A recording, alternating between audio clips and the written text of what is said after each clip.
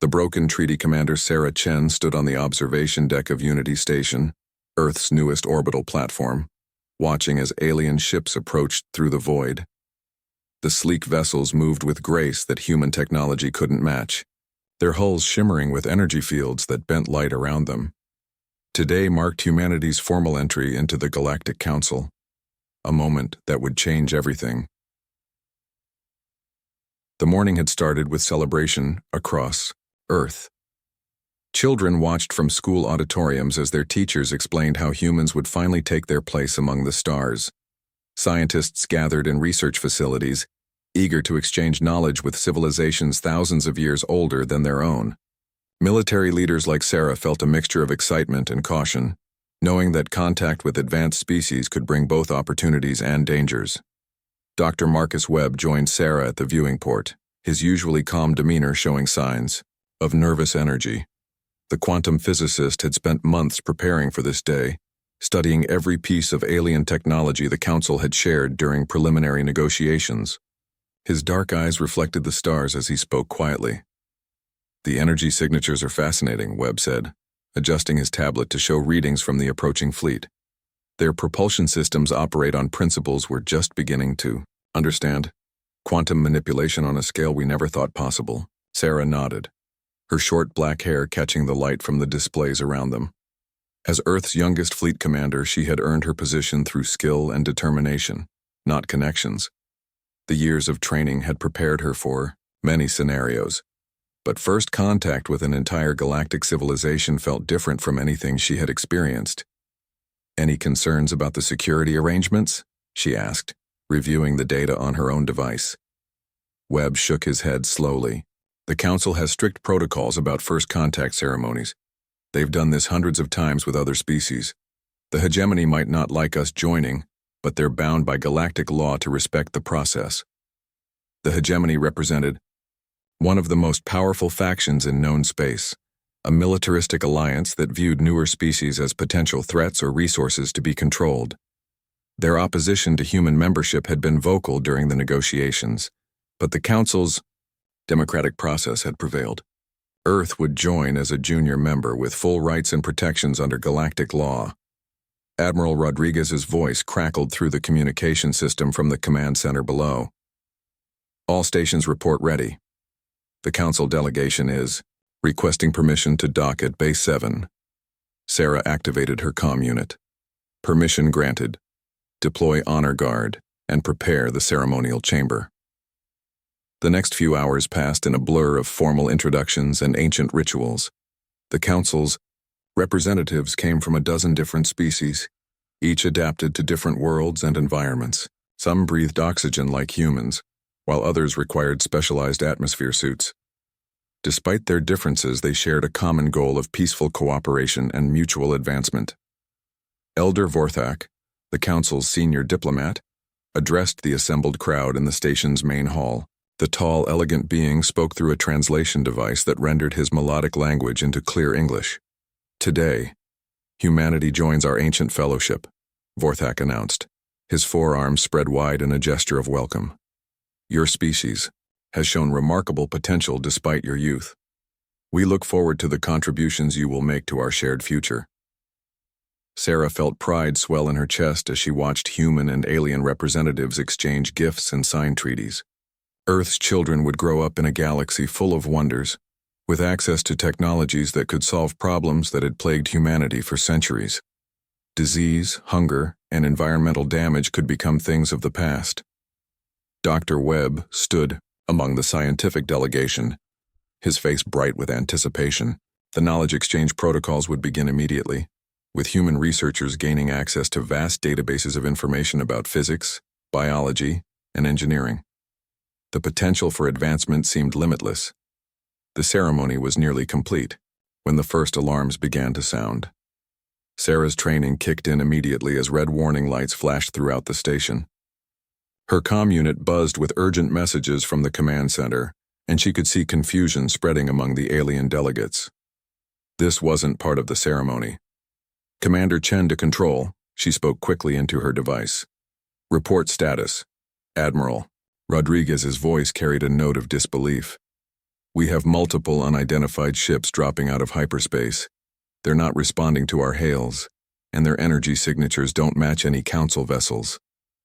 Through the chamber's large windows, Sarah could see new ships appearing in flashes of twisted space. These vessels looked different from the council's elegant craft. They were angular and aggressive, bristling with weapon systems that glowed with menacing energy. Even without military training, anyone could see they were built for war. Elder, Vorthak's translator crackled with what sounded like alarm. This is impossible. No one would dare attack during a council ceremony. It violates every law we hold sacred.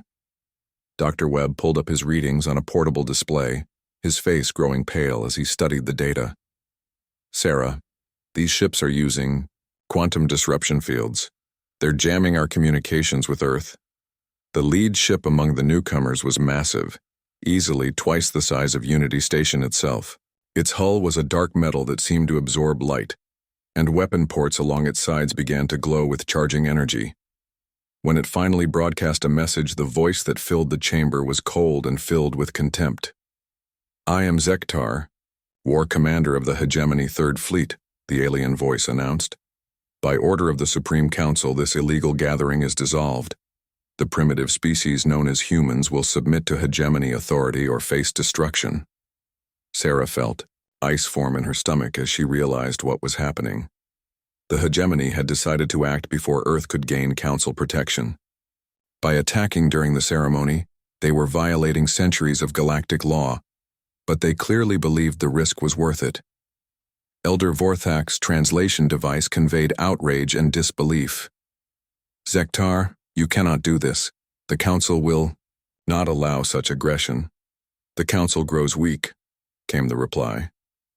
"These humans are a disease that will spread chaos throughout our ordered galaxy. We will cure this problem before it begins." The first energy beam struck Unity Station shields, causing the entire structure to shudder. Emergency lighting activated as the main power grid struggled to compensate. Sarah could hear screams from civilians in other parts of the station. As artificial gravity fluctuated, Admiral Rodriguez's voice came through the comm system with barely controlled panic. "All civilian vessels are to evacuate immediately. Military units prepare for combat operations." Sarah grabbed Dr. Webb's arm as another blast shook the station. "Marcus, I need you to get to the research labs. If we're going to survive this, we need every advantage we can find." Webb nodded grimly, his scientific mind already working on the problem. "Their quantum fields are incredibly sophisticated, but every system has weaknesses. Give me time to analyze their patterns." As the physicist hurried away, Sarah turned to address the remaining delegates. Many of the aliens looked terrified, their species having lived in peace for generations. The concept of unprovoked warfare was foreign to most council members. "We need to evacuate all non-essential personnel," Sarah announced, her voice carrying the authority of command. "Our defense systems will hold for now, but we need to assume this is just the beginning." Elder Vorthak approached her, his forearms trembling with what she recognized as either fear or rage. "Commander Chen, the council ships are unarmed. We came here in peace, not prepared for battle." Sarah felt a surge of determination as she looked out at the attacking fleet. Humanity had always been good at adapting to impossible situations. Their entire history was one of overcoming obstacles that should have destroyed them. "Then we'll protect you," she said simply. "That's what allies do." The next few hours became a desperate struggle for survival. Unity Station's defensive systems had been designed to handle pirates or small raiders, not a full military assault by an advanced alien fleet. The shields held, but Sarah could see the energy readings dropping with each impact. Dr. Webb worked frantically in the research labs, studying every piece of data they could gather about the hegemony weapons. His team of human and alien scientists worked together, sharing knowledge at a pace that would have been impossible under normal circumstances. Meanwhile, Earth's small defense fleet moved to engage the attackers. Admiral Rodriguez commanded from the flagship Determination, a vessel that looked primitive compared to the alien warships but carried the hopes of an entire species. "Sarah," Webb's voice came through her comm unit with excitement. "I think I found something." Their quantum fields operate on rotating frequencies, but there's a synchronization pattern. If we can disrupt it at the right moment, their shields will collapse. Sarah felt hope surge through her as she relayed the information to Admiral Rodriguez. Human ingenuity was about to be put to the ultimate test. The battle that followed would be remembered as the moment humanity announced its presence to the galaxy. Using jury-rigged equipment and desperate improvisation, Earth's forces began targeting the hegemony ships at precise moments when their defenses were vulnerable. The first alien ship to fall sent shockwaves through both fleets. The massive warship, moments before seemingly invincible, suddenly lost its shields and suffered catastrophic damage from weapons that shouldn't have been able to harm it. Zektar's voice filled the comm channels with rage and disbelief. Impossible! Their technology is centuries behind ours. Dr. Webb's response was broadcast on all frequencies, his voice calm despite the chaos around him. You underestimated us. Humans don't give up, and we learn fast. As more hegemony ships fell to the unexpected tactic, the alien commander made a crucial mistake. In his anger, he ordered the bombardment of Earth's surface, targeting major cities in an attempt to break human morale. The attack on Earth's civilians changed everything. What had been a defensive action became something much more dangerous. Sarah watched the orbital feed showing destruction in major cities, and she felt something cold settle in her heart. Admiral Rodriguez's voice carried a new tone when he addressed the fleet. All units. New rules of engagement. These criminals have attacked our homeworld. Show them what happens when you threaten humanity. The tide of battle began to turn as human forces, fueled by righteous anger, pressed their attack with reckless courage. Ships that should have retreated instead pushed forward, their crews determined to make the aliens pay for every civilian casualty. When the last hegemony ship either fled or was destroyed, Unity Station broadcast a message that would echo across the galaxy. Sarah stood before the communication array, her uniform torn and her face streaked with smoke, but her voice was clear and strong. This is Commander Sarah Chen of Earth Defense Command. To any who would threaten humanity or our allies, understand this. We did not seek this conflict, but we have ended it. We are a young species, but we are not weak. We protect those who cannot protect themselves, and we remember those who harm innocence. She paused, looking directly into the camera that would carry her words to countless worlds. This is Earth's warning to the galaxy. Attack us again, and we will show you why humans have survived every challenge our own world could throw at us. We are not afraid, and we do not surrender.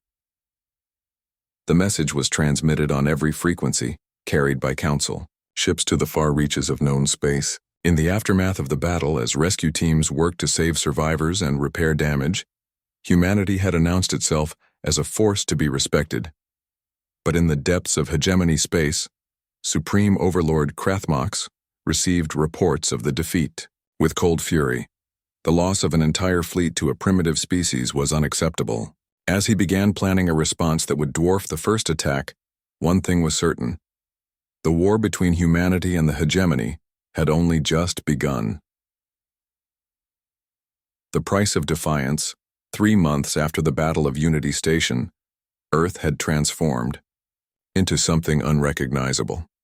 The peaceful blue world that had welcomed alien visitors was now a fortress, bristling with defensive installations and military shipyards. Every nation had contributed resources to the war effort, setting aside centuries of political differences to face an external threat that could extinguish human civilization. Commander Sarah Chen stood in the newly constructed war room beneath Geneva, studying holographic displays that showed the solar system's defenses. The chamber buzzed with activity as officers from every Earth nation worked alongside alien advisors who had remained loyal to the Council's principles. Dr. Marcus Webb approached her station, carrying a tablet filled with disturbing intelligence data. His appearance had changed over the past months. The gentle physicist had evolved into something harder, his eyes carrying the weight of decisions that could determine humanity's survival. Sarah, we've intercepted another transmission from hegemony space, Webb said quietly, his voice tense with worry. The fleet they're assembling is beyond anything we faced before. Our sources estimate over 300 capital ships plus support vessels. Sarah felt her stomach clench as she reviewed the numbers. Earth's entire defense fleet consisted of barely 50 ships, most of them hastily converted civilian vessels, equipped with the quantum disruption technology Webb had developed. Against a force 6 times their size, even human ingenuity might not be enough. Captain Alex Morrison entered the war room with quick steps, his flight suit still bearing scorch marks from a recent patrol mission. The young pilot had become Earth's most effective squadron leader, developing tactics that maximized their technological advantages against superior numbers. "Commander, we've got movement at the edge of the system," Morrison reported, his usual confident demeanor shadowed with concern. "Long-range sensors are picking up gravity distortions consistent with massive fleet movements. They'll be here within the week." Sarah nodded grimly. Intelligence had predicted this timeline, but hearing confirmation still felt like a punch to the gut. She activated the communication system that would reach every defense station in the solar system. "All stations, this is command. Execute Protocol 7. All civilian populations are to be evacuated to secure underground facilities. Military personnel report to assigned battle stations. This is not a drill." Dr. Elena Vasquez looked up from her console where she had been coordinating with alien allies. The xenobiologist had become Earth's primary diplomatic liaison, working tirelessly to build support among council species who opposed hegemony aggression. "Sarah, I've got good news and bad news," Vasquez said, her voice carrying both hope and frustration. "Ambassador Thysera confirms that 6 council species are willing to provide covert support. The bad news is, they can't act openly without risking galactic civil war." Sarah appreciated any help they could get, but she knew the reality of their situation. When the hegemony fleet arrived, Earth would be fighting primarily alone. The thought should have been terrifying, but instead, she felt a familiar surge of determination. Humans had always done their best work when the odds seemed impossible.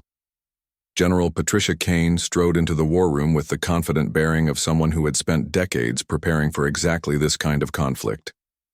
The veteran officer had been recalled from retirement to coordinate Earth's ground defenses, and her presence brought a sense of seasoned competence to the desperate preparations. "Status report on the Quantum Shield project," Kane requested, moving to the central display that showed Earth's defensive grid. Dr. Webb activated a new hologram that illustrated a complex network of satellites and ground-based installations. "We've managed to deploy the first phase. The shield can protect major population centers and critical infrastructure, but maintaining it requires enormous energy expenditure. We might get 6 hours of full protection before the grid overloads." Kane studied the display with the eye of someone who understood the harsh mathematics of warfare. 6 hours to win or lose everything. "What about the offensive capabilities?" Sarah highlighted the positions of their modified fleet. "Captain Morrison's fighters are equipped with the latest quantum disruptors. Our capital ships have been retrofitted with everything we could manage in 3 months. It's not enough firepower to win a conventional engagement, but if we can use hit-and-run tactics to disrupt their formation..." Morrison stepped forward, his young face set with grim determination. "Ma'am, my pilots are ready. We've studied every piece of intelligence about hegemony ship designs. Their command vessels are heavily armored but have blind spots near their engine arrays. If we can coordinate precision strikes while the fleet is engaging our main force..." "It's still a suicide mission," Kane observed bluntly. "Even if everything goes perfectly, we're going to lose people." Sarah felt the weight of command settle heavier on her shoulders. Every decision she made would determine who lived and who died in the coming battle. The responsibility was crushing, but she had learned something important during the first battle with the hegemony. Humans were at their best when they had something worth dying for. "Then we make sure their sacrifice means something," she said simply. The week passed in a blur of final preparations and desperate improvisation. Civilian populations evacuated to underground shelters that had been carved from solid rock using alien construction techniques. Orbital defense platforms received final upgrades and last-minute weapon installations. Most importantly, every person on Earth understood what was at stake. When the hegemony fleet finally arrived, it exceeded even their worst estimates. The gravitational distortions from so many massive ships caused tidal effects on Earth's oceans, and the sheer scale of the approaching armada was visible to the naked eye from the planet's surface.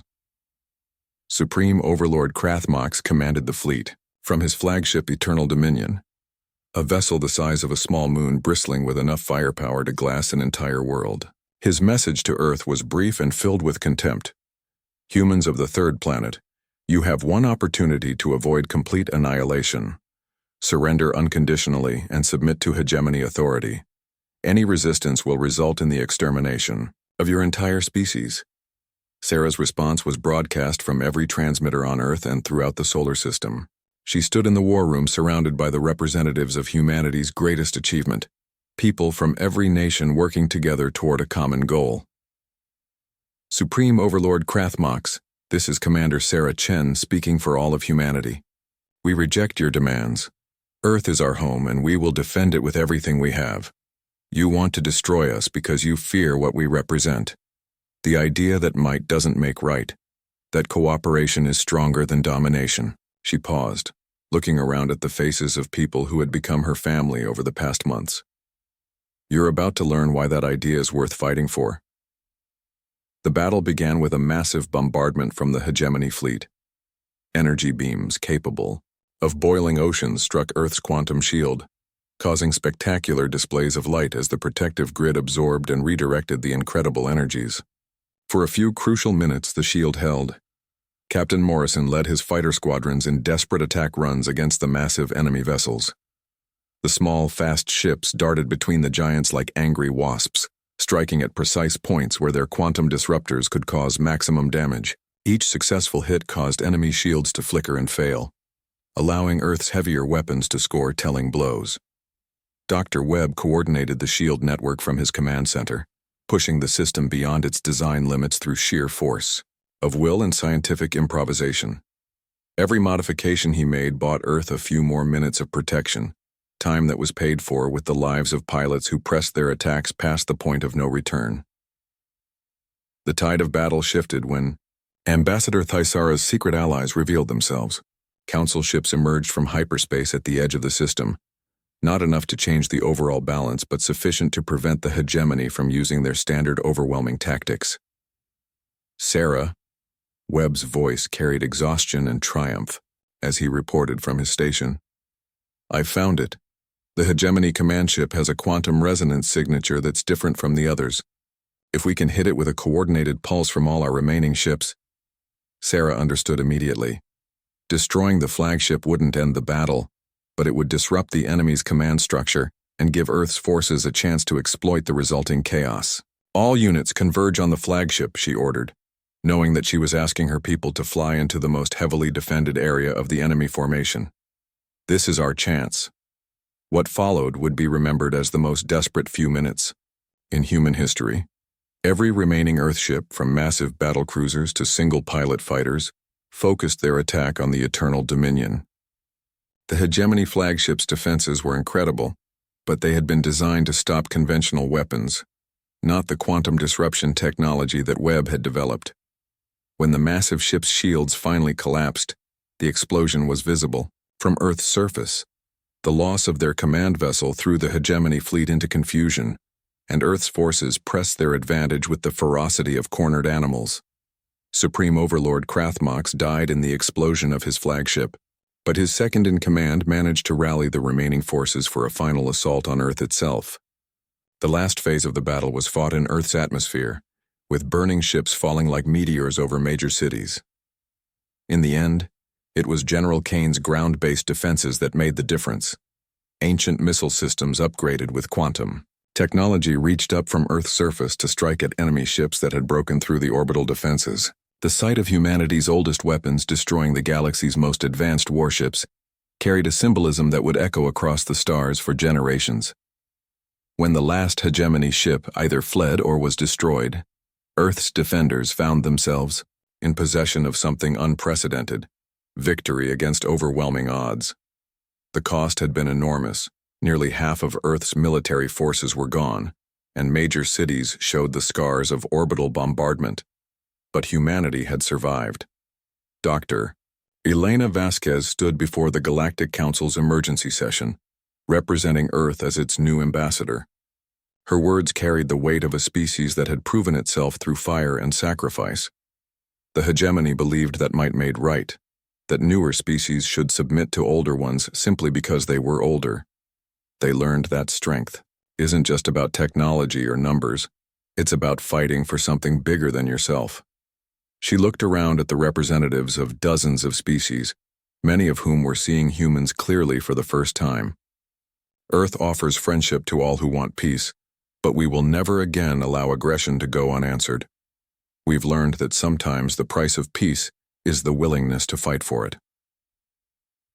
The final message that Earth broadcast to the galaxy came from Sarah Chen, now promoted to Admiral and Commander of humanity's expanded defense forces. She stood on the rebuilt Unity Station, looking out at a solar system transformed by war but strengthened by victory. This is Admiral Sarah Chen of Earth Defense Command. To those who would choose cooperation over domination, we welcome you as friends and allies. To those who would threaten innocent beings anywhere in the galaxy, know that humanity is watching. We remember our friends, and we never forget our enemies. The message concluded with footage of Earth's new fleet, ships built with technology that combined human ingenuity with alien science. The vessels were sleek and powerful, but they carried names that honored both the fallen and the principles. They had died defending unity, determination, hope, and justice. In the months that followed, Earth became a major power in galactic politics, respected for both its military capabilities and its commitment to protecting weaker species. The quantum shield technology was shared freely with allies, while the quantum disruption weapon served as a deterrent to potential aggressors. Dr. Webb established the Institute for Defensive Sciences, where human and alien researchers worked together to develop technologies that could protect rather than destroy. Captain Morrison founded the Interstellar Defense Academy, training pilots from across the galaxy in the tactics that had saved Earth. But perhaps the most important change was in how humanity saw itself. The species that had once been confined to a single world now understood that their greatest strength lay not in their technology or their weapons, but in their unwillingness to surrender their principles even when the cost seemed unbearable. The galaxy had learned that humans could be dangerous enemies, but more importantly, they had learned that humanity could be trusted to keep its word. In a universe where power often corrupted and strength led to oppression, Earth stood as an example of what was possible when technology served justice rather than conquest. The war with the hegemony was over, but humanity's journey among the stars had only just begun. And wherever they went, they carried with them the lesson learned in Earth's darkest hour, that sometimes the greatest victories come not from defeating your enemies, but from proving that some things are worth any sacrifice to defend.